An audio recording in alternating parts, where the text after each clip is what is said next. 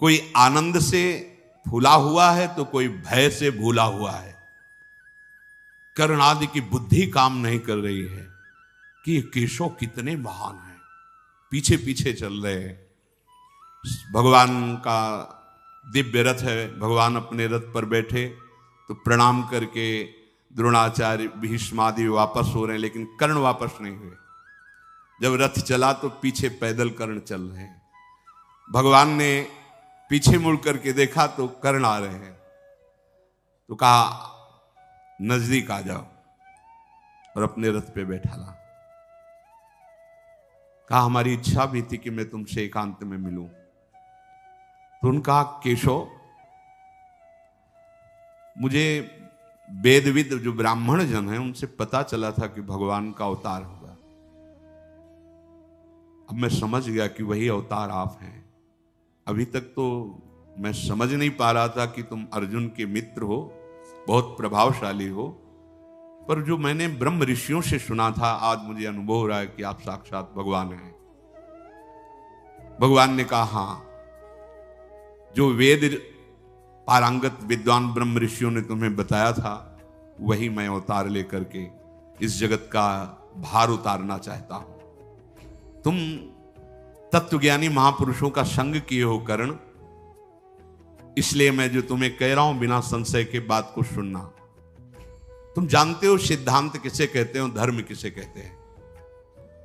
तुम धर्म शास्त्र के सूक्ष्म विषय के ज्ञाता भी हो।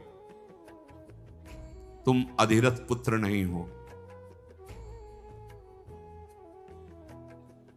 जो कुंती जी हमारी बुआ हैं, तुम उनके गर्भ से उत्पन्न हुए हो।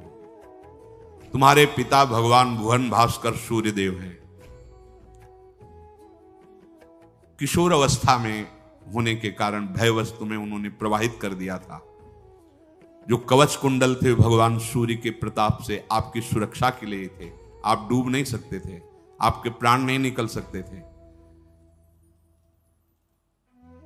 इसलिए मैं जो कहने जा रहा हूं वो ध्यान से सुनना। तुम्हारा जन्म कुंती के गर्भ से हुआ और कुंती जी का ब्याह महाराज पांडु से हुआ। तो जो कन्यावस्था में दैवी शक्ति भगवान सूर्य के द्वारा तुम्हारा प्रादुर्भाव हुआ, तो ब्याह होने के बाद तुम्हारे पिता पांडु, तुम्हारा पुत्र भाव उनके और पिता भाव के संबंध में ये शास्त्रीय धर्मयुक्त है। इसलिए तुम महाराज युधिष्ठिर से बड़े हो। आज ही मैं चल करके बता देता हूं युधिष्ठिर जी को कि कर्ण तुम्हारा बड़ा भाई है। तत्काल वो तुम्हारे चरण छुएंगे।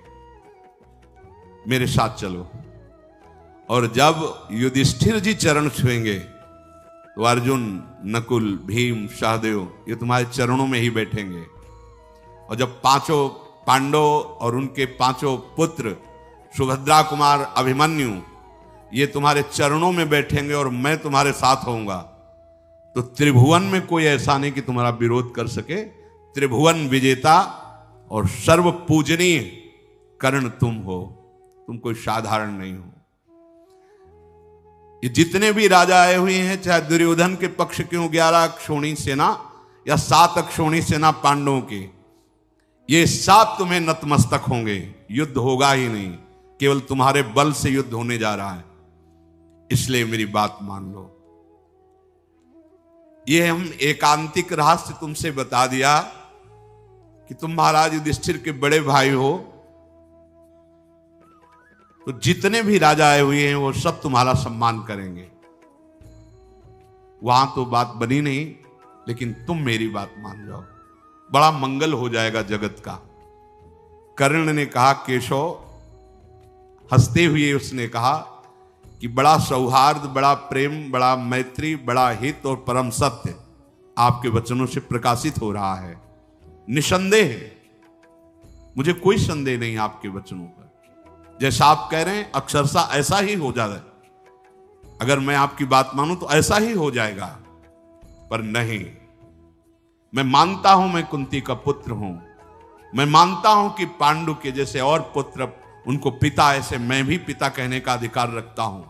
अच्छी तरह जानता हूं आपने जो बताया है कि कुंती के गर्भ से भगवान सूर्य की कृपा से मेरा जन्म हुआ है, मुझे कोई संशय नहीं। पर भरी सभाओं में जब अपमान होता रहा, तब न एक बार आपने कहा, न एक बार माता कुंती ने कहा कि ये अधिरथ सूत पुत्र नहीं, ये मेरा पुत्र है। जहां मैं अपने बल विक्रम को दिखाने को किया, वहीं मेरा अपमान होता रहा है। मैं जीवन भर जलता रहा, किस लिए? मेरा क्या दोष था? मेरा दोष आप साबित कर दीजिए। भगवान सूर्य ने प्रकट किया और जल में फेंक दिया गया और अधिरथ सूत ने उठाया, इसमें मेरा क्या दोष रहा?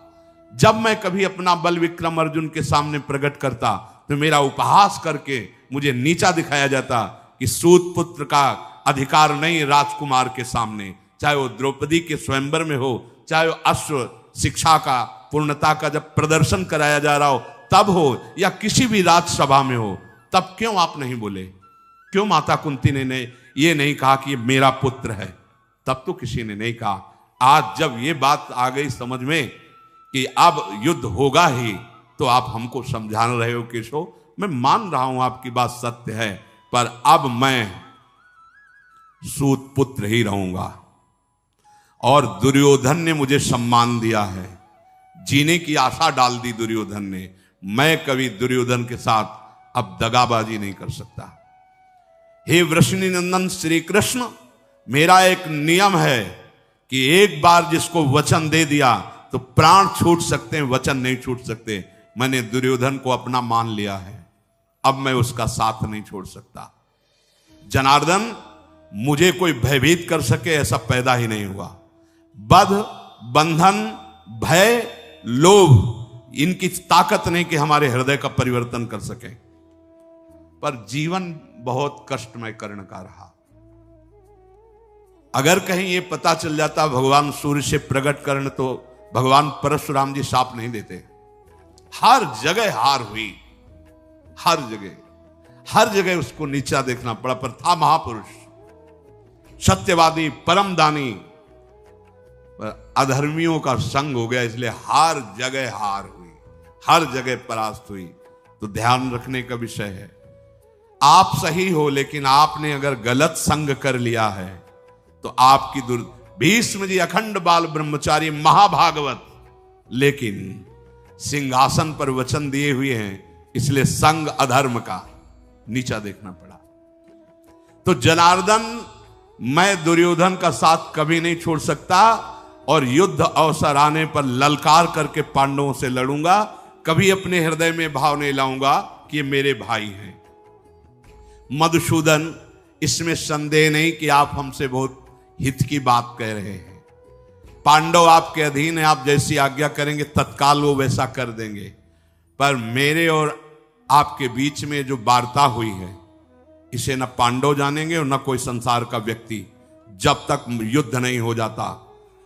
और युद्ध में जब मैं मारा जाऊं, तब इसके बाद आप इस बात को भले, लेकिन तब तक ये आप वचन दीजिए कि आप इसे गोपनीय रखेंगे।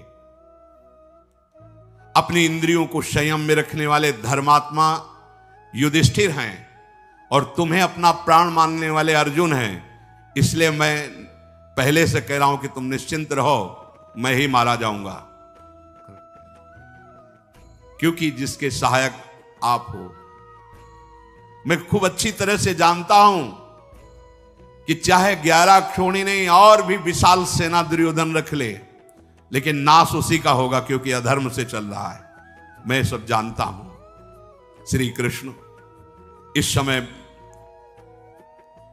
दुर्योधन, दुशासन या मुझ कर्ण पर केवल निमित्त मात्र दोष रखा जाए, क्योंकि इसके पूरे के पूरे मुखिया आप हैं। कर्ण ने कहा कि पूरे के पूरे मुखिया आप, पृथ्वी का भार दुर्योधन को निमित्त बनाकर उतारना चाहते हैं, इसीलिए ऐसा है।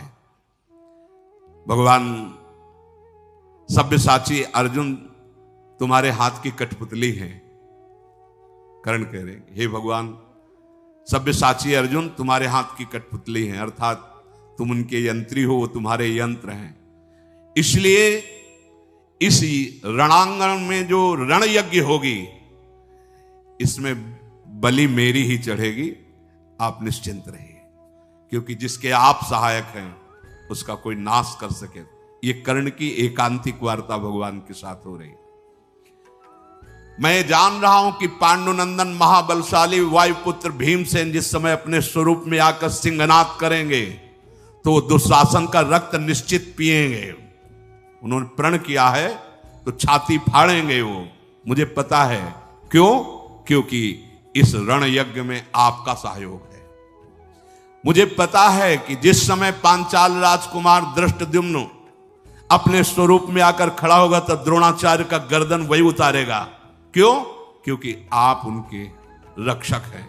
मुझे पता है कि शिखंडी भीष्म जी के सामने खड़े होने के लायक भी नहीं है, लेकिन वो मार गिराने का काम करेगा।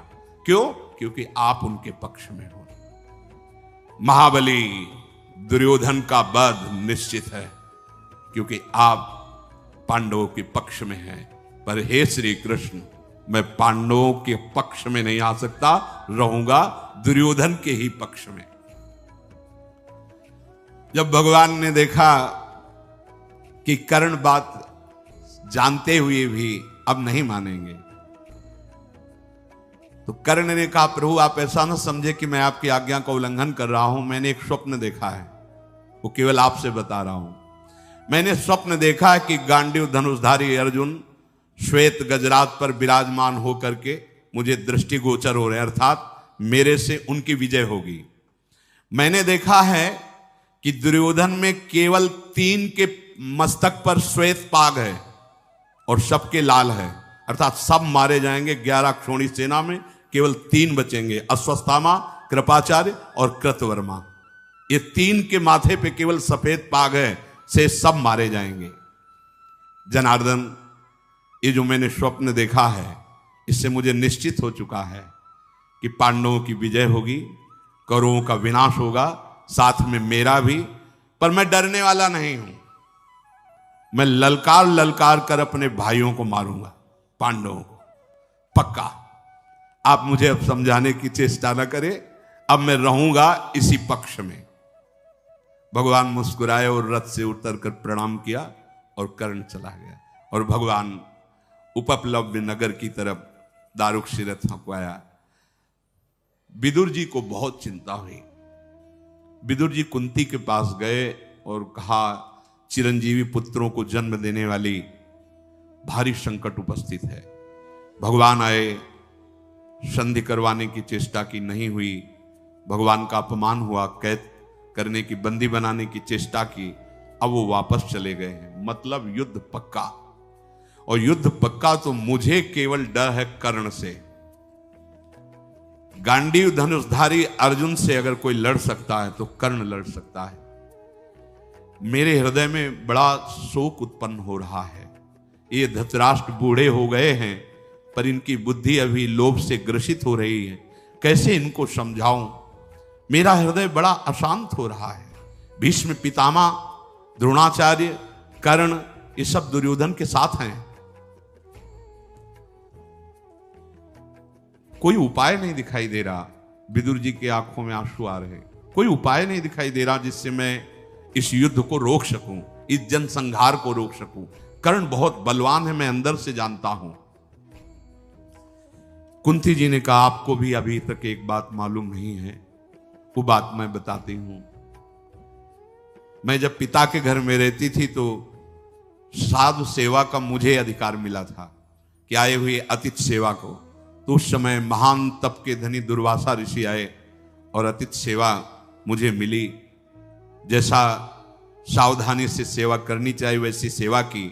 वो प्रसन्न हुए और मुझे एक मंत्र दिया कि इस मंत्र से कभी भी किसी भी देवता को बुला। तो मेरे मन में चापल्यतावश ऐसा हुआ कि मैं भला सूर्य को बुलाऊं, तो सूर्य देव आ गए और उन्होंने मुझे एक पुत्र प्रदान किया जो कन्यावस्था में ही प्रकट हुआ। वही ये पुत्र कर्ण है। तुम भयभीत मत रहो कर्ण से, वो मेरा पुत्र है। मैं जाऊंगी और आज्ञा करूंगी, वो अवश्य मेरी बात मानेगा। विदुर जी को प्रसन्नता हुई कि यदि ऐसे युद्ध रुक जाए तो बहुत अच्छा है। माता कुंती, समय कर्ण का एक निश्चित था।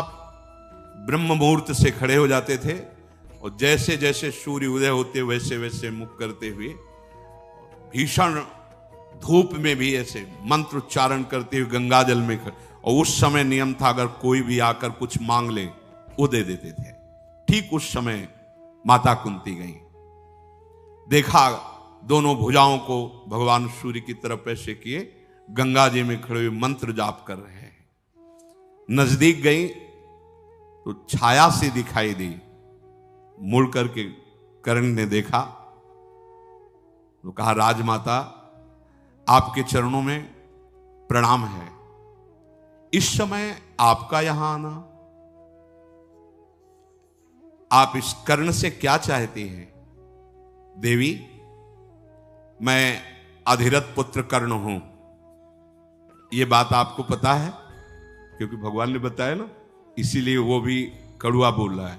मैं अधिरथ पुत्र सूत पुत्र कर्ण हूं, यह बात आपको पता है? हाँ, तो ये सूत पुत्र कर्ण आपके चरणों में प्रणाम करता है। राजमाता यहां आने का कष्ट किया, आदेश करें ये सूत पुत्र क्या सेवा करें। बार बार इसलिए वो ये कह के आई है ना कि मेरा पुत्र है, मैं उसे बताऊंगा, और भगवान ने पहले बता दिया था। अभी तक सूर्य भगवान इनको दर्शन दिए पर एक बार भी नहीं बताया ये रहस्य, ये पता भगवान के द्वारा कर्ण को। कुंती ने कहा कि बेटा तुम सूत पुत्र नहीं हो, तुम कुंती पुत्र हो। तुम्हारे पिता अधिरथ नहीं, त्रिभुवन को प्रकाशित करने वाले भुवन भास्कर सूर्य देव हैं। तुम मेरे गर्भ से प्रथम पुत्र के रूप में प्रकट हुए हो। जिस समय मैं कुंती भोज राजा के यहां रहती थी उस समय तुम्हारा प्रादुर्भाव हुआ। कर्ण, ये सामने देखो जिनकी तुम आराधना कर रहे हो, ये तुम्हारे पिता हैं और इस बात के साक्षी हैं कि जो मैं बोल रही हूं वो परम सत्य है। बेटा ये युद्ध होने जा रहा है, प्रधान तुम इसके हो, तुम अपने भाइयों से अपरिचित हो, ये पांडव तुम्हारे ही भाई हैं। तुम्हें धृतराष्ट्र पुत्रों की पक्षवृत्ति लेकर युद्ध नहीं करना चाहिए, तुम मेरे पुत्र हो। पूर्व काल में जिसका उपार्जन किया गया अर्जुन आदि के द्वारा, लोभवश इन दुष्टों ने कपट करके वो सब ऐश्वर्य अपहरण कर लिया है। अब मेरे पुत्र उसके लिए जरूर युद्ध करेंगे, तो तुम्हें पता हो जाना चाहिए कि अर्जुन और तुम भाई भाई हो, फिर युद्ध किस बात का? तुम हो जाओ तो युद्ध होगा ही नहीं, इस बात को स्वीकार करो। कर्ण ने कहा इस महान रण यज्ञ की वेदी पे पीठ दिखाने वाला ये सूत पुत्र नहीं है, अब ऐसा कभी नहीं हो सकता। सर्वगुण संपन्न पांडव हैं, मैं जानता हूं। सूर्यमंडल से आकाशवाणी हुई, सुनो कर्ण, सूत पुत्र शब्द उच्चारण मत करो, जो कुंती कह रही वो अक्षरशः सत्य है। तुम मेरे पुत्र हो, मैंने तुम्हें बताया नहीं, आकाशवाणी सूर्य की। जो ही इस कर्ण ने इस वाणी को सुना तो प्रणाम किया सूर्य को भी, और कुंती से कहा माता मुझे पहले से पता है कि आप मेरी माता हैं और भगवान सूर्य मेरे पिता हैं। माता कुंती, भगवान सूर्यदेव इनसे मेरा प्रादुर्भाव हुआ है, पर मैं ना आपकी बात से विचलित होने वाला हूं और ना भगवान सूर्य की बात से। वचन दिया है दुर्योधन को, तो अब ऐसा नहीं हो सकता। राजमाता आप और जो कुछ मांगो सो मांग लो, मैं इस समय ना नहीं कहता, पर अगर ये मांगो कि अर्जुन से युद्ध ना हो तो अब ऐसा नहीं हो सकता। क्या आप चाहती हो, आज्ञा कीजिए। माता कुंती ने कहा कि हमें चाहती कि हमारे 6 पुत्र हैं, 5 पांडव और एक तुम, 6 पुत्रों में एक भी नहीं मरना चाहिए। उन्होंने कहा कर्ण ने कि आज तक हमने कभी किसी को ना नहीं कहा। आपने किस सभा में कहा है कि आपके 6 पुत्र हैं? बहुत हृदय से दुखी कर्ण रहे, कभी कभी किसी ने सपोर्ट नहीं किया, न भगवान सूर्य ने कहा कहीं और न माता कुंती। जहां भी अपनी तो उसको नीचा दिखाया, ए सूत पुत्र, तो राजकुमारों के समान। तो 6 पुत्र हैं आपके, आपने किस सभा में घोषित किया है? कभी किया है? आज जब आपने देखा है कि आपके पुत्रों पे, प्राणों पे बने आई है, तो आप अब यह कहने चली आई हो कि कर्ण तुम मेरे पुत्र हो, पांडु तुम्हारे भाई हैं। मैं दुर्योधन का आश्रय लिया, मेरा जीवन निर्वाह दुर्योधन ने किया, मैं प्राण भी उसी को दूंगा, उसी के लिए न्यौछावर करूंगा। मैं कभी झूठ नहीं बोलता और मैं कभी मांगने वालों को ना भी नहीं कहता। तो इसलिए दैव बड़ा बलवान है, तुमने 5 पुत्र सदैव घोषित किए हैं, 5 ही रहेंगे, तुमको भी विमुख नहीं करेंगे। युद्ध का अवसर आएगा और जब युधिष्ठिर, भीम, नकुल, सहदेव, इनको मैं ऐसी दशा में पहुंचा दूंगा कि वध कर सकता हूं, उस दशा में मैं इनको छोड़ दूंगा, लेकिन अर्जुन को नहीं। या अर्जुन मुझे मारेगा तो 5, या मैं अर्जुन को मारूंगा तो आपके 5। आपने सभा में सदैव 5 पुत्र बताए हैं, 5 ही पुत्र रहेंगे, या कर्ण जाएगा या अर्जुन जाएगा। कुंती देवी हृदय से बहुत दुखी हुई और कहा, बेटा तो अपनी इस बात का ध्यान रखना कि हमारे अन्य पुत्रों का तुम वध मत करना, क्योंकि वो जानती हैं अंदर से कि जिसके श्री कृष्ण सहायक हैं उस अर्जुन का कौन बिगाड़ सकता है। पर यहां कर्ण के जीवन में देखने को मिला कि अगर अधर्म का संग कर ले तो कितना भी बड़ा सत्यवादी, दानी, महात्मा कोई क्यों न हो, उसे सदैव नीचा ही देखना पड़ता है। इसलिए कुसंग का त्याग करते हुए भगवद आश्रित होकर निरंतर जाप करने से नाम का, मंत्र का, गुरु वचनों का, जीव का परम मंगल हो जाता है। कभी एक क्षण भी नाम न भूले, ऐसी सावधानी रखें। शेष चर्चा आगे। श्री राधा वल्लभ लाल की।